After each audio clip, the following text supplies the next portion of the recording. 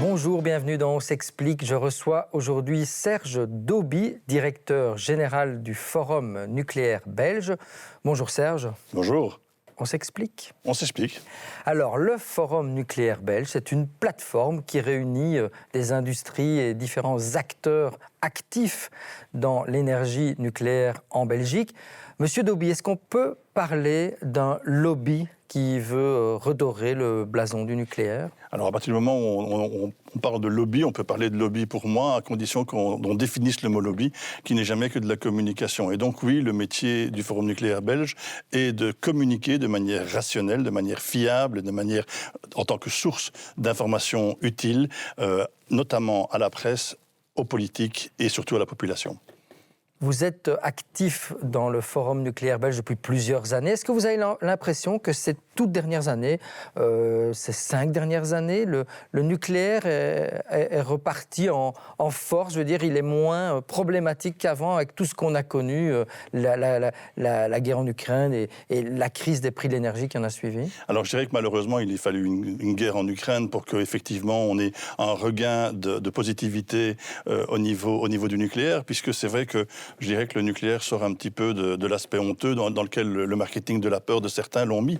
Aujourd'hui, il y a une prise de conscience claire qui fait que le nucléaire est une énergie décarbonée et donc est nécessaire à pouvoir remplir nos objectifs, notamment climatiques. Et donc, en ce sens-là, oui, il y a vraiment une évolution intéressante et importante.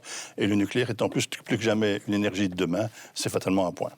Aussi auprès de la population, vous sentez il y a eu des sondages qui ont été faits que ça revient pas à la mode, je n'oserais pas dire cela, mais qu'on est beaucoup moins complexé de dire que oui, on soutient le nucléaire. Oui, tout à fait.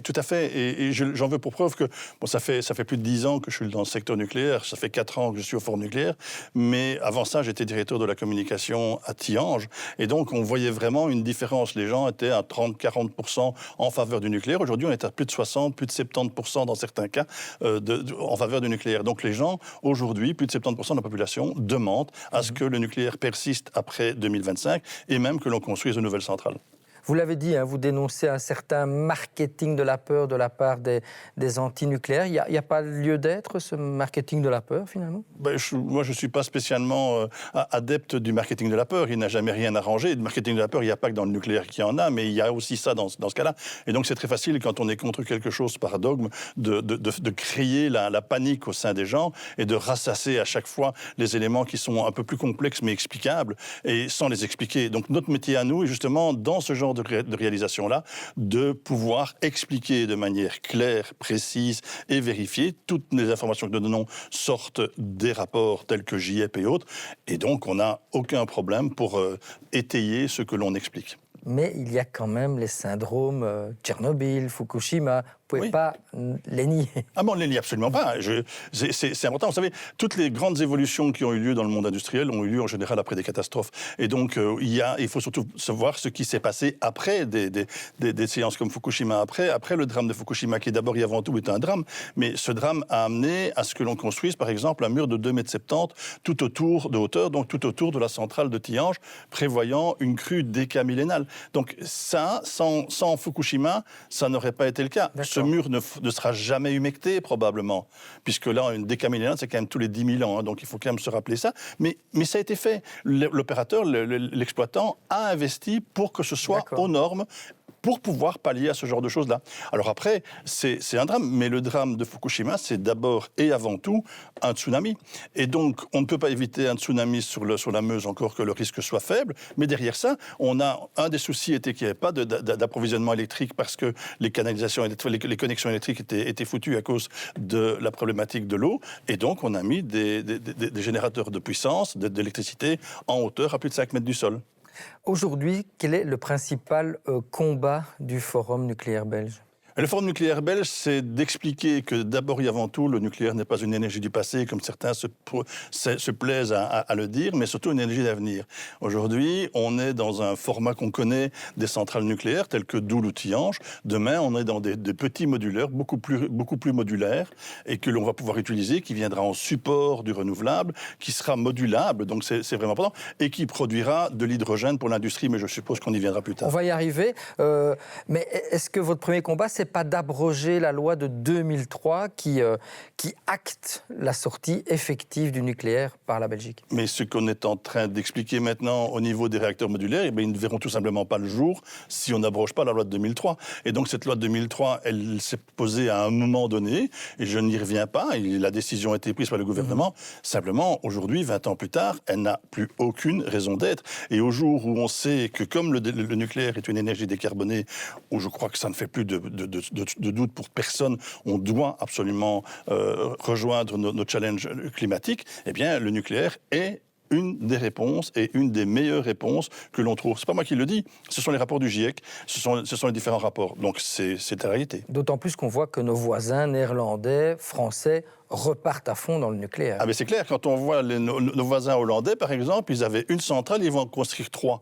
Nous, on en avait 7, on en a déjà fermé 2. Enfin voilà, il faut se poser la question et se demander si ça, c'est bien ce qu'on cherche, sachant que c'est une énergie décarbonée et qu'elle est parfaitement complémentaire et de plus en plus renouvelable. C'est ça, il faut arrêter d'opposer nucléaire et renouvelable. Pour vous, ils peuvent avancer main dans la main? En ce qui nous concerne, ça a toujours été ce que nous avons dit. Ça fait des années que nous disons qu'il faut arrêter d'opposer ces deux énergies. Il faut au contraire les allier au maximum parce que c'est mieux que de mettre du gaz. Le gaz émet du CO2. Donc c'est aberrant de déconstruire, de démolir des centrales nucléaires pour construire des centrales au gaz qui émettent 40 fois plus de CO2.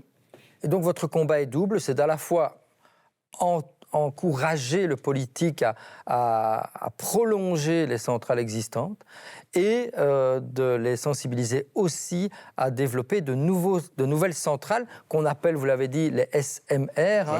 Parce que c'est une nouvelle génération, plus petite. On va d'ailleurs voir une image, c'est assez parlant, parce qu'on pense toujours à ces grandes cheminées, mais non, les nouvelles centrales petite génération, elles sont toutes petites, et elles sont plus sécurisées aussi? Alors, de toute façon, le niveau de sûreté au niveau des centrales actuelles est déjà très très élevé et il est reconnu au niveau mondial. De ce côté-là, il n'y a pas de souci. Par contre, ça ne nous empêche pas de devoir faire évoluer encore la sûreté de manière à rentrer dans les plus hauts standards possibles au niveau mondial. Donc ça, c'est clair. Est-ce que l'on doit prolonger les centrales nucléaires? Oui, clairement oui. Et on doit prolonger toutes les centrales nucléaires qui peuvent l'être et en accord avec la FCN, qui est l'autorité de sûreté de ce pays. C'est certain. Aujourd'hui, je crois qu'il y a très très peu de partis politiques qui continuent à dire qu'il faut les fermer. L'ensemble du gouvernement est d'accord. Pourquoi ça ne passe pas? Parce qu'il y a un accord politique, parce qu'il y a un programme de gouvernement qui a expliqué que ça se passait comme ça. Et je le comprends. Mais nous sommes dans une période intéressante à ce niveau-là.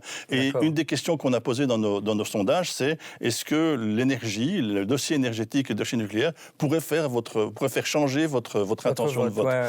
J'attends les réponses, mais je vous en parlerai, rassurez-moi. Ok. Donc aujourd'hui, c'est quoi le message que vous voulez faire passer aux politiques, aux entreprises, aux citoyens?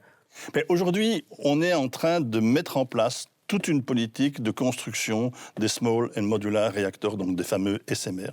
Ces SMR, on va devoir trouver des investisseurs pour le faire. On a au sein du Forum nucléaire la société Tractable, qui est un de nos membres et qui est spécialisée dans ce domaine, qui est impliquée dans plusieurs constructions mondiales au niveau des SMR, et puis on va les construire en Belgique.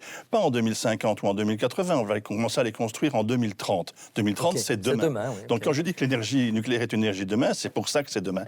Et l'industrie est intéressée clairement de pouvoir investir pour pouvoir trouver des solutions de décarbonation pour eux, parce qu'on parle beaucoup de la décarbonation des familles et du résidentiel, mais c'est au niveau industriel que l'enjeu est important. Ils doivent décarboner. Et donc le SMR est une solution. Pourquoi? Parce qu'il pourra produire de l'électricité en suffisance pour faire fonctionner les électrolyseurs qui, eux, vont produire de l'hydrogène dont ils ont besoin. Mais pour ça, il leur faut un cadre clair et certainement pas une loi de sortie de 2003. Et donc vous faites un appel à de nouveaux membres? Alors, vous visez des gens très particulièrement, des entreprises ou des fédérations?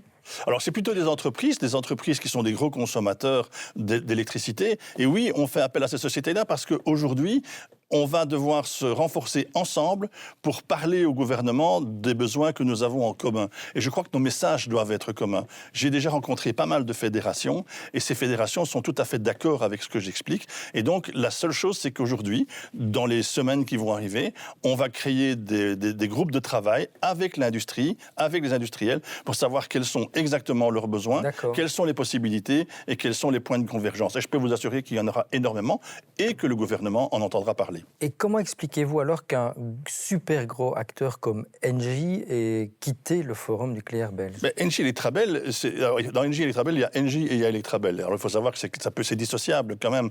L'un se trouvant à Paris, l'autre se trouvant en Belgique, en Bruxelles. Et donc, Engie Electrabel suit la loi qui est prévue. Ils ne sont pas au-dessus de la loi. Il y a une loi de sortie de 2003 qui n'est ni adaptée ni abrogée.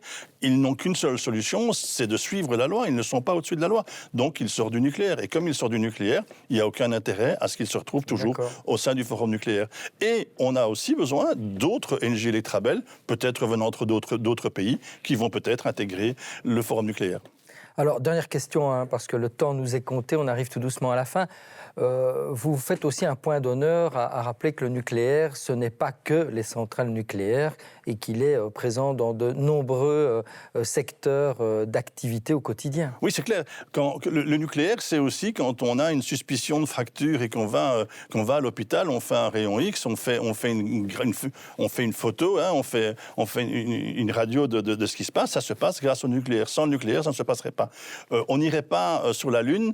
En tous les cas, on n'en reviendrait pas parce qu'on n'aurait pas assez de carburant et le seul carburant possible pour le faire, c'est le nucléaire parce qu'il ne pèse pas lourd, qu'il permet de le faire et donc d'avancer. Et tous ces éléments-là sont des éléments qu'on ne sait pas toujours. Ça guérit des millions de personnes du cancer. Donc, c'est important. Pourquoi ? Parce que l'expertise nucléaire en Belgique est reconnue au niveau mondial. Nous sommes reconnus comme un hub de compétences au niveau nucléaire. Ce qu'il faut absolument faire, et c'est peut-être un de mes seconds enjeux à part trouver d'autres industries, c'est effectivement de ne pas briser la filière nucléaire. Cette compétence, elle est présente. Nous sommes des pionniers du nucléaire depuis les années 50. Nous entendons bien le rester. Et je fais même un appel aussi aux recteurs d'université. On doit absolument travailler ensemble parce qu'il faut faire rentrer des jeunes dans cette filière. C'est un métier d'avenir. Merci Monsieur Dauby d'être venu nous vanter les mérites du nucléaire. Chacun appréciera. Et moi, je vous retrouve la semaine prochaine avec un nouvel invité. Au revoir.